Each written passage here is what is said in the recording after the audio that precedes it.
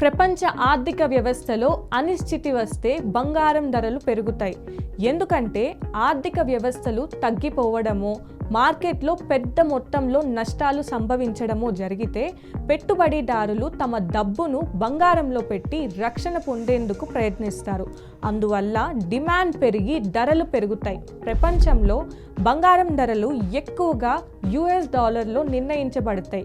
Dollar విలువ తగ్గినప్పుడు ఇతర కరెన్సీలలో బంగారం కంపారిటివ్లీ తక్కువ ఖరీదుగా కనిపిస్తుందని, అందువల్ల అంతర్జాతీయంగా డిమాండ్ పెరిగి ధరలు పెరుగుతాయని చెప్పారు. ప్రపంచంలో సంపద పెరుగుతున్న కొద్దీ ఆభరణాలుగా, పెట్టుబడులుగా బంగారం కొనుగోలు చేయడం ఎక్కువ అవుతుంది. ఇది గోల్డ్ డిమాండ్ పెరుగుదలకు కారణమవుతుంది.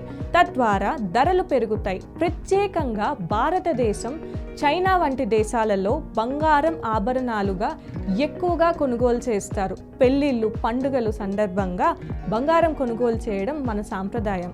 ఇది గోల్డ్ ధర పెరుగుదలకు ప్రధాన కారణం.